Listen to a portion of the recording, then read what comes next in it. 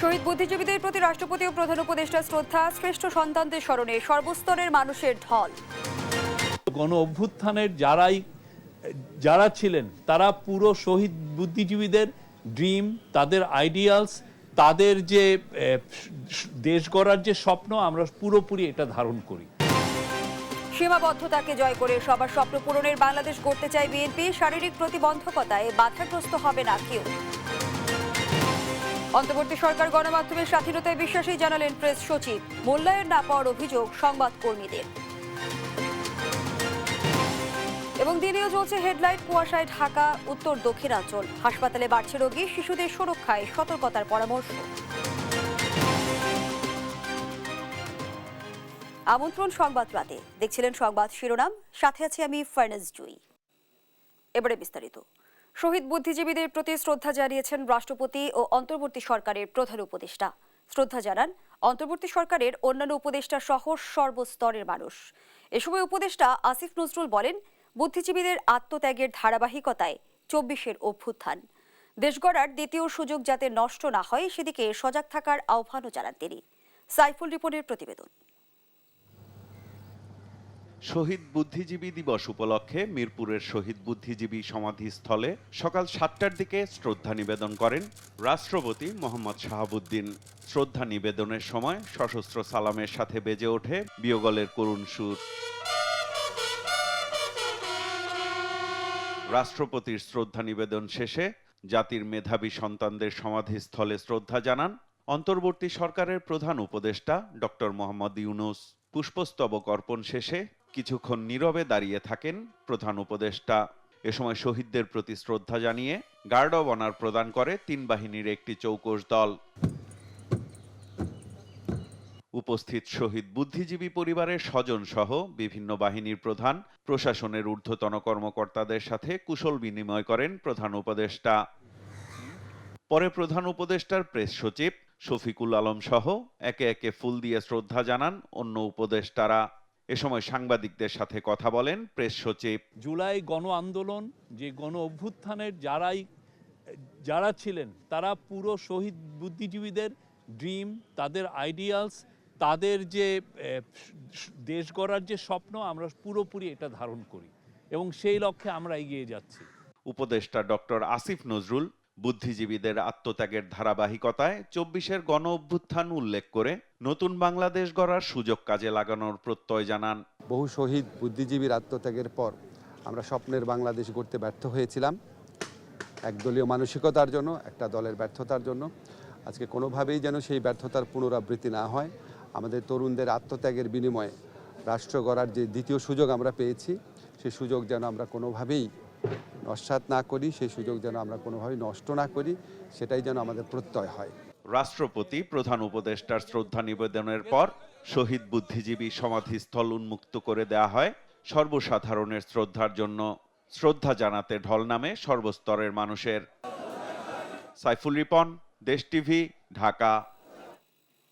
বিগত সরকারের আমলে প্রতিবন্ধীরা নাগরিক সুযোগ সুবিধা থেকে বঞ্চিত ছিলেন। বিএনপি ক্ষমতায় গেলে তাদের অধিকার নিশ্চিতের আশ্বাস দেন বিএনপির ভারপ্রাপ্ত চেয়ারম্যান তারেক রহমান। শনিবার বিকেলে রাজধানীর আগারগাঁয়ে মতবিনিময় সভায় প্রতিবন্ধীদের ভাতা বাড়ানো, চিকিৎসা, চাকরি, যাতায়াত ব্যবস্থা সহজ করা সহ প্রয়োজনীয় আইন করার কথাও বলেন তিনি। শিউলি রায়ের রিপোর্ট। শহীদ বুদ্ধিজীবী দিবস উপলক্ষে রাজধানীর আগারগাঁয় এলজিইডি মিলনায়তনে ১৫০ শতাধিক প্রতিবন্ধীদের সঙ্গে মতবিনিময় করেন বিএনপির ভারপ্রাপ্ত চেয়ারম্যান তারেক রহমান। এই সময় সংসদে ৫টি আসন সংরক্ষণ, স্বাধীন কমিশন গঠন সহ জীবনমান উন্নয়নে নানা দাবি তুলে ধরেন তারা। আর প্রতিবন্ধীদের স্বাস্থ্যসেবায় চিকিৎসকদের সচেতন করা সহ বিভিন্ন পরামর্শ তুলে দেন আয়োজকরা। এই ২০১৩ প্রতিবন্ধী সুরক্ষা আইনকে সংশোধন করবে, এই দাবি আমি আপনাকে এবং মহাসচিব মহোদয়কে আমি অবশ্যই জানাচ্ছি। জাতীয়তাবাদী দল বিএনপি ২০০৫ সালে প্রথমবারের মতো ১ লক্ষ প্রতিবন্ধী মানুষকে ২০০ টাকা করে ভাতা প্রদান শুরু করে। প্রতিবন্ধী মানুষের জন্য যে কোটাটা হয়েছে আমার খুব ভালো লেগেছিল। এই কোটা আন্দোলন যখন চলে জুলাই মাসে, আমি তখন নিজে দেখেছি তারেক রহমান সাহেব উনি তার বক্তৃতায় বলেছিলেন যে তারা যদি সরকার গঠন করেন তাহলে প্রতিবন্ধী মানুষদের জন্য কোটা বাড়ায় দিবেন, 1% থাকবে না। আমরা চাই এই কমিটমেন্টটা যাতে অক্ষুণ্ণ থাকে। এই সময় প্রতিবন্ধীদের সমস্যা চিহ্নিত করে তাদের দাবি পূরণে ব্যবস্থা নেয়ার আশ্বাস দেন বিএনপির মহাসচিব মির্জা ফখরুল ইসলাম আলমগীর। আমরা আপনাদের সহযাত্রী, আপনাদের সঙ্গে আমরা আছি এবং আমরা আপনাদের যে সমস্ত সমস্যাগুলোর কথা বললেন আপনাদের সেগুলোকে চিহ্নিত করে ভবিষ্যতে আমরা সুযোগ পেলে অবশ্যই সেগুলো সমাধানের জন্য আমরা আপ্রাণ চেষ্টা করব। অনুষ্ঠানে ভার্চুয়ালি যুক্ত হন বিএনপির ভারপ্রাপ্ত চেয়ারম্যান তারেক রহমান। ক্ষমতায় গেলে বঞ্চিত প্রতিবন্ধীদের নাগরিক অধিকার নিশ্চিতের আশ্বাস দেন তিনি। আমরা বিশেষ চাহিদা সম্পন্ন ব্যক্তিদের জন্য একটি মর্যাদাপূর্ণ, সক্ষম এবং সমৃদ্ধ সমাজ গড়ে তুলতে চাই। আমি ও আমার দল বিএনপি উপলব্ধি করি আমরা আপনাদের সমস্যা ও কষ্টগুলো বাস্তব এবং গভীর।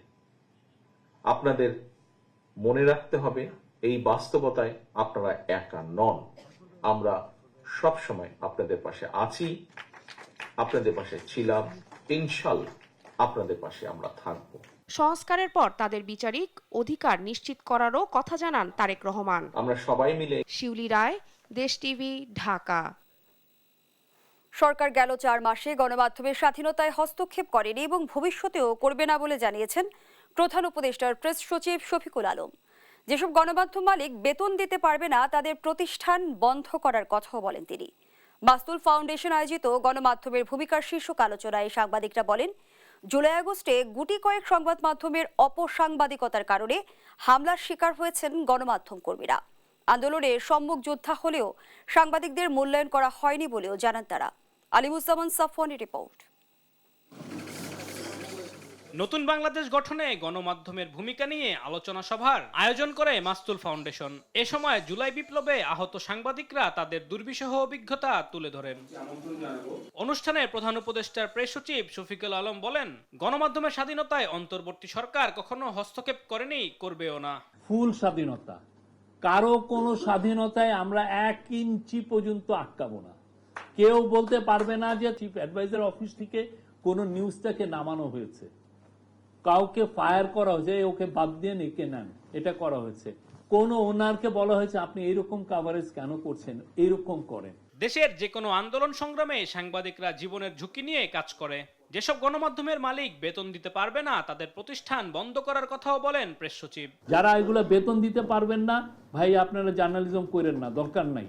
জার্নালিজম একটা কন্টেন্ট করা অনেক টাকার বিষয়, জার্নালিস্টদেরকে অনেক ইনভেস্ট করতে হয়। আপনি যদি ইনভেস্ট না করতে পারেন, বন্ধ করে দেন। জুলাই বিপ্লবে সাংবাদিকরা সাহসী ভূমিকা পালন করলেও তাদের কোনো মূল্যায়ন করা হয়নি বলে আক্ষেপ প্রকাশ করেন সাংবাদিকরা। কিছু গণমাধ্যমের অপসাংবাদিকতার জেরে সংবাদকর্মীদের উপর হামলা হয়েছে বলে অভিযোগ করেন উপস্থিত সাংবাদিকরা। মুভমেন্ট একটা গ্রুপ ছিল, হোয়াটসঅ্যাপ গ্রুপ, সেখানে নাহিদ, আসিফ সহ যারা এই প্রথম সারি যারা সমন্বয়ক সবাই ছিলেন। এই ভিডিওর পর সাংবাদিকদের যারা এই কাজে সহযোগিতা করেছেন সকলকে একটা ধন্যবাদ। এই বার্তা লিখে সাংবাদিকদের প্রতি কৃতজ্ঞতা প্রকাশ করার মতন উদারতা দেখাতে পারেনি। মেহেদী সহ যে আমাদের 5 জন মারা গেলেন, এই 5 জনের নাম কোথাও আমি শুনতে পাই না।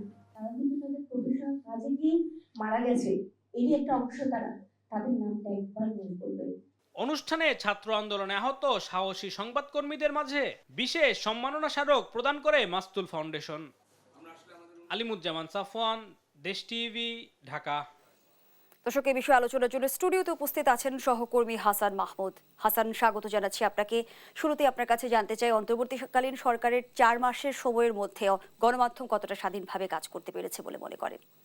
আপনাকে ধন্যবাদ। আমরা যদি স্বাধীনতার কথা বলি, তাহলে যদি এর আগের রেজিম কথা যদি ধরি, আমরা গত 15 বছরে গণমাধ্যমের উপর যেরকম নিষ্পেষণ হয়েছে সেটা কিন্তু এই 4 মাসে সেরকম আমরা দেখছি না কোথাও।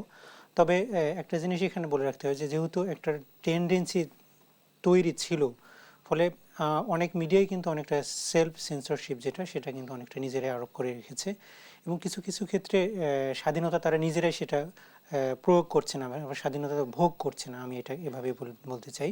কারণ হচ্ছে ওই যে 15 বছর ধরে তাদের নির্যাতনের একটা ট্রমা এখন পর্যন্ত কিন্তু সংবাদকর্মীদের ভিতরে রয়েছে। সেখানে যারা আমরা ফিল্ড লেভেলে কাজ করি, রিপোর্টিংয়ের কাজ করি, কিংবা আরও অন্যান্য যারা সহকর্মী রয়েছে, যারা ভিডিও জার্নালিস্ট রয়েছে, তাদের বাইরে কিন্তু যারা বস লেভেলে থাকে তাদের ভিতরে কিন্তু একটা শঙ্কা থাকে যে আসলে সরকারে যারা আছে তারা এই নিউজটাকে কিভাবে নিবে, বা এরকম একটা শঙ্কা থাকে। তবে আজকে যিনি প্রধান উপদেষ্টা প্রেস সচিব, তিনি স্পষ্ট করে বলেছেন যে আমরা কোনো জায়গায় কোনোভাবে কোনো কিছুতে হস্তক্ষেপ করব না, এবং কোন নিউজটা আমরা দিলেন কি দিলেন না, বা কতটুকু দিলেন কিংবা কেন দিলেন বা দিলেন না, এরকম আমরা কোনো প্রশ্ন করতে চাই না। আমরা চাই যে আপনারা আমাদের সরকারের সমালোচনা করেন, যে আমরা সাধারণ মানুষের জন্য কতটুকু কাজ করতে চাই সেটাই আপনারা তুলে ধরতে আমাদেরকে সহযোগিতা করেন। তো সেক্ষেত্রে আসলে গণমাধ্যম এখন মোটামুটি বলা চলে তাদের স্বাধীনতাটা ভোগ করছে, যেটা 15 বছর ধরে ছিল না, বা তারও আগে এরকম স্বাধীনতা আসলে কখনোই গণমাধ্যমের জন্য ছিল না। আমরা অন্য সময় দেখেছিলাম যে বিভিন্ন গোয়েন্দা সংস্থার কর্মকর্তারা বিভিন্ন হাউজে গিয়ে তাদেরকে থ্রেট করতো এবং সেখানে বসে থেকে নিউজ নামানোর একটা টেন্ডেন্সি থাকতো। তবে গত 4 মাসে যদি আমরা দেখি, অন্তর্বর্তী সরকারের আমলে কিন্তু এরকম কোনো কিছু ঘটেনি, এবং ফিল্ডে গিয়ে আমরা সাধারণ মানুষের বিভিন্ন জায়গায় বিভিন্ন ধরনের হ্যারাসমেন্টের শিকার হয়েছি কিংবা তাদের বুলিংয়ের শিকার হয়েছি। কারণ এটি আমাদের যতটা না দায়, আমাদের গণমাধ্যম ও টোটাল গণমাধ্যমেরই কিন্তু এটা দায়, সেটা হয়েছে। কিন্তু সরকারের পক্ষ থেকে এরকম কোনো প্রেশার আমরা এখন পর্যন্ত পাইনি বলে আমার অন্তত মনে হয়েছে। জুলাই বিপ্লবে আপনিও আহত হয়েছিলেন এবং অভ্যুত্থান পরবর্তী সময়ে সাংবাদিকদের মূল্যায়ন না করার যে অভিযোগ উঠেছে সে বিষয়ে কি বলতে চান? আসলে জুলাই বিপ্লবটা ছিল তো সাধারণ মানুষের স্বতঃস্ফূর্ত। এখানে দেখা যাবে যে দুই সংবাদ মাধ্যম যেহেতু সরকার নিয়ন্ত্রিত ছিল, ওই তৎকালীন সরকারের নিয়ন্ত্রণে, ফলে এখানে কিন্তু দুইটি পার্ট ছিল। একটা হচ্ছে যারা সরকারের সুবিধাভোগী অংশ ছিল গণমাধ্যম কর্মীদের মধ্যে, সেটার সংখ্যাটা খুবই সামান্য, বা 1-2% বা সর্বোচ্চ 5% হইতে পারে, যারা সরকারের থেকে বিভিন্ন সুযোগ সুবিধা নিয়েছে, এবং তারা কিন্তু হাউসগুলোকে ডমিনেট করতো নানাভাবে। ফলে দুইটা পার্ট মানুষ দেখতো, একটা হচ্ছে মাঠের অবস্থা, আর একটা হচ্ছে গণমাধ্যমে কি দেখাচ্ছে।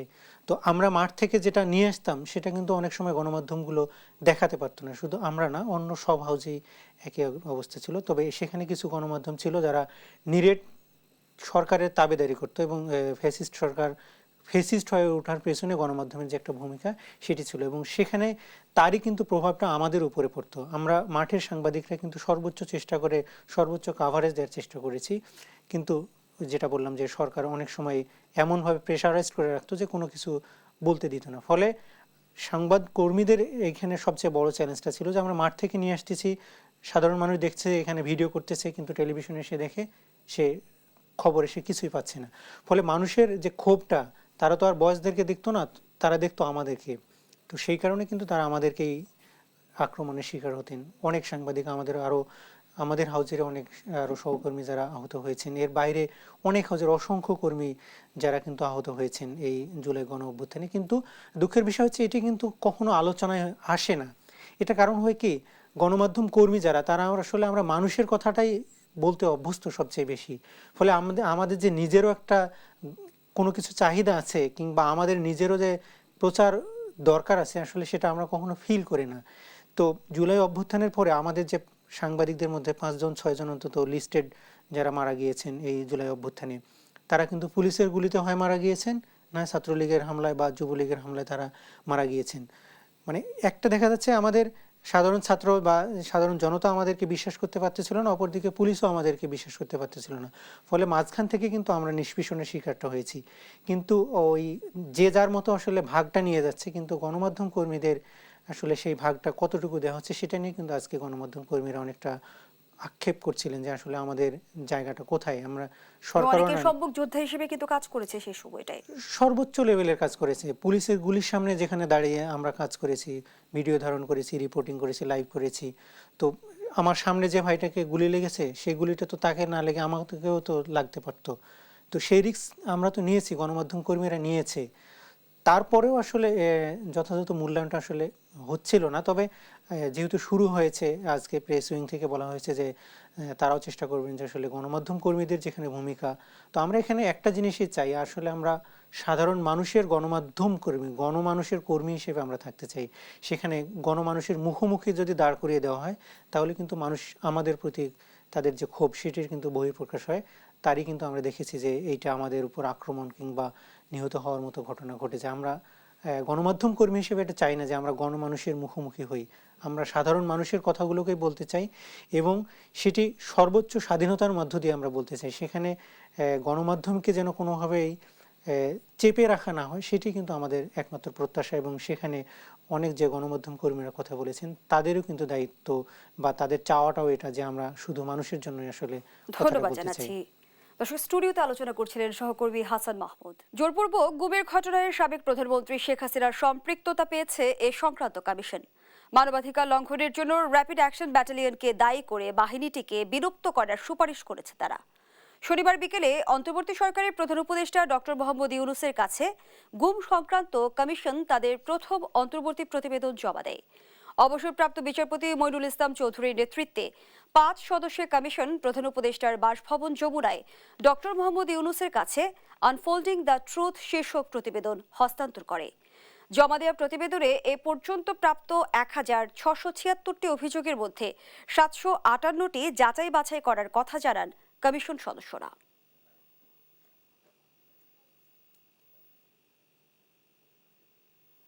ঠান্ডায় জবুথবু উত্তরাঞ্চল, মৃদু শৈত্য প্রবাহে ব্যাহত স্বাভাবিক জীবনযাত্রা। চুয়াডাঙ্গায় শনিবার সকাল 9টায় তাপমাত্রা রেকর্ড করা হয় 8.7 ডিগ্রি সেলসিয়াস। এদিকে শীতে নীলফামারীর হাসপাতালে বাড়ছে ঠান্ডাজনিত রোগী। 250 শয্যার জেনারেল হাসপাতালে ভর্তি আছে 3 গুণ বেশি রোগী। চিকিৎসা নিশ্চিতে হিমশিম খাচ্ছে হাসপাতাল কর্তৃপক্ষ। সহকর্মীদের তথ্য ছবিতে আপন অপুর রিপোর্ট। কয়েকদিন ধরে শীতে জবুথবু উত্তরাঞ্চলের জেলাগুলো। তীব্র শীতে ব্যাহত স্বাভাবিক জীবনযাত্রা। চুয়াডাঙ্গায় শনিবার সকাল 9টায় রেকর্ড করা হয় 8.7 ডিগ্রি সেলসিয়াস তাপমাত্রা, যা চলতি মৌসুমে এ জেলার সর্বনিম্ন। পর্যাপ্ত শীতবস্ত্রের অভাবে দুর্ভোগ পোয়াচ্ছেন জেলার নিম্ন আয়ের মানুষ, যেতে পারছেন না কাজেও। লালমনিরহাটে অব্যাহত শীতের দাপটে বিপর্যস্ত জনজীবন। দিনের অধিকাংশ সময়ে চারপাশ ঢাকা থাকছে ঘন কুয়াশায়। দিনের বেলায়ও গাড়ি চলছে হেডলাইট জ্বালিয়ে। ভোগান্তি বেড়েছে খেটে খাওয়া মানুষের। শনিবার সকালে কুড়িগ্রামে রেকর্ড করা হয় 11.5 ডিগ্রি সেলসিয়াস তাপমাত্রা। কয়েকদিন ধরেই এ জেলায় তীব্র ঠান্ডায় কাঁপছে মানুষ। এদিকে আবহাওয়া অফিস বলছে শীতের দাপট থাকতে পারে আরও কয়েকদিন। আপন অপু, নিউজ ডেস্ক, দেশ টিভি। দেশজুড়ে ঠান্ডার দাপটে ব্যাহত স্বাভাবিক জীবনযাত্রার মাঝে কোথাও কোথাও চলছে পিঠাপুলির আয়োজন। এ বিষয়ে জানাতে সরাসরি যুক্ত হচ্ছেন কুড়িগ্রাম থেকে জুয়েল রানা ও লক্ষ্মীপুর থেকে সাইফুল ইসলাম স্বপন। শুরুতেই যাচ্ছি জুয়েলের কাছে। জুয়েল, ঠান্ডার দাপটে কেমন চলছে জনজীবন, বিস্তারিত জানাবেন। জয়ী, আপনি যেমনটি বলছিলেন, কুড়িগ্রামে কিন্তু দিন দিন আসলে তাপমাত্রা নিম্নগামী হচ্ছে, যার ফলে কিন্তু এখানে যে ঠান্ডার তীব্রতা সেটি কিন্তু আসলে বেড়ে গেছে। গত এক সপ্তাহ ধরে কিন্তু কুড়িগ্রামে 11 থেকে 17 ডিগ্রি সেলসিয়াসে উঠানামা করছে তাপমাত্রা, যার কারণে এখানকার যারা শ্রমজীবী মানুষ বা নিম্ন আয়ের মানুষ, যারা দিন করে দিন খাওয়া মানুষ, তারা কিন্তু এই ঠান্ডায় আসলে বিপাকে পড়েছে। এছাড়াও আপনাকে যদি আমি দেখাতে চাই, এই ঠান্ডায় কিন্তু এখানকার যারা হতদরিদ্র মানুষ এবং নিম্ন আয়ের মানুষ যারা রয়েছে, তারা কিন্তু খড়কুটো জ্বালিয়ে কিন্তু শীত নিবারণের চেষ্টা করছে। এছাড়াও কিন্তু আমি স্থানীয় যে আবহাওয়া অফিস রয়েছে, আমি আবহাওয়া অফিসের ভারপ্রাপ্ত কর্মকর্তার সঙ্গে কথা বলেছি। তারা বলছেন যে এ সপ্তাহে কিন্তু শৈত্য প্রবাহ এই জেলার উপর দিয়ে আসলে প্রবাহিত হওয়ার সম্ভাবনা রয়েছে। এছাড়াও কিন্তু এই ঠান্ডার কারণে কুড়িগ্রাম যে জেনারেল হাসপাতাল রয়েছে, সেখানে কিন্তু শীতজনিত রোগে যে আক্রান্ত রোগীর সংখ্যা সেটি কিন্তু বেড়ে গেছে। আমরা এই মুহূর্তে যাব লক্ষ্মীপুরে, সেখানে রয়েছেন সহকর্মী স্বপন। স্বপন, আপনি জানাবেন লক্ষ্মীপুরের শীতের কি পরিস্থিতি? জুয়েল, আপনি যেমনটি জানাচ্ছিলেন যে কুড়িগ্রামের শীতের খবর, আমরা এই মুহূর্তে আছি লক্ষ্মীপুরে। লক্ষ্মীপুরে শীতের তীব্রতা ধীরে ধীরে বাড়তেছে। এই শীতে উপলক্ষে লক্ষ্মীপুরে যে ফুটপাতের যে দোকানগুলো, ফিটের দোকানগুলো রয়েছে, সেখানে পিঠা হরেক রকমের পিঠা বিক্রি করছে। বিশেষ করে এই দোকানগুলোতে বাবা পিঠা, চিতল পিঠা এবং স্থানীয় ভাষায় যেটাকে বলো মুট পিঠা সহ অন্যান্য পিঠা বিক্রি হচ্ছে। এবং এই পিঠার সাথে সাথে এখানে প্রায় 24 আইটেমের ভর্তা বিক্রি করা হচ্ছে। এবং এখানে যে যারা আছে এবং তারা এখানে এসে শীতের সময় খাচ্ছে, এবং এই শীতের সময় শুধু এই পিঠাগুলো পাওয়া যায়। আমরা এই বিষয়ে এখন একজনের সাথে কথা বলবো, যিনি শীতের পিঠা খাচ্ছে। তিনি জানাবেন যে আসলে শীতের পিঠা খেতে কিরকম লাগে। ধন্যবাদ দেশ টিভিকে। গত কয়েকদিন থেকে লক্ষ্মীপুরে শীতের প্রকোপ বেড়ে গেছে। তবে একদিকে ভালো হয়েছে, সেটা রাস্তার পাশে আমরা এই শীতকালে অনেক পিঠা পায়েস খেতে পারি। এখানে অনেক প্রকারের শীতের পিঠা পাওয়া যায়, অনেক ভর্তা পাওয়া যায়। যাই হোক, অনেকে আগ্রহ নিয়েও এই শীতে এই পিঠা পায়েস খেতে আসে, গ্রামগঞ্জ থেকেও অনেকে আসে। ধন্যবাদ আপনাকে। আমরা এই মুহূর্তে আপনাকে একটু দেখাচ্ছি যে একজন আছে, একজন, এই যে আপনি পিঠা খাচ্ছেন যে শীতে, কিরকম লাগতেছে আপনার কাছে? আলহামদুলিল্লাহ ভালো লাগতেছে। হ্যাঁ, মাঝে মাঝে আসি এখানে। পিঠা, এদের পিঠা, বাপা পিঠা, চিতল পিঠা, তারপরে ভর্তা, অনেক রকমের ক্রিমের ভর্তা আছে, খুব মজা হয়।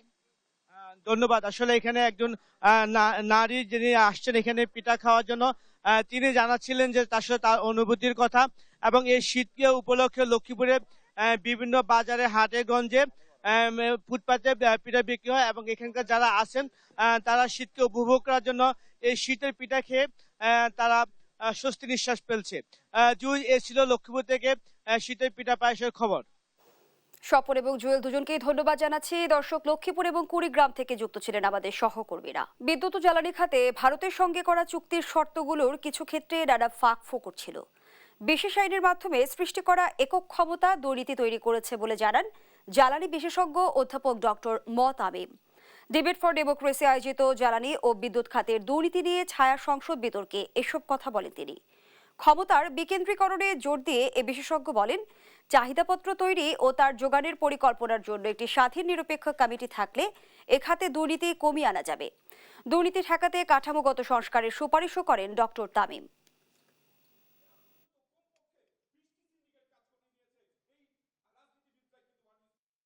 আমরা দেখেছি বাংলাদেশে প্রতিটা সেক্টরে, প্রতিটা খাতে ব্যাপকভাবে দুর্নীতি হয়েছে।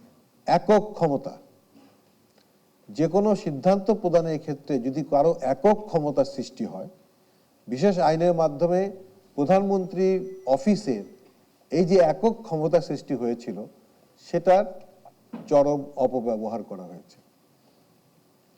এই একক ক্ষমতাটা আমাদেরকে দূরীভূত করতে হবে। এই ছিল এখনকার সংবাদ রাত। পরের বুলেটিন দেখার আমন্ত্রণ রইল। ধন্যবাদ সবাইকে।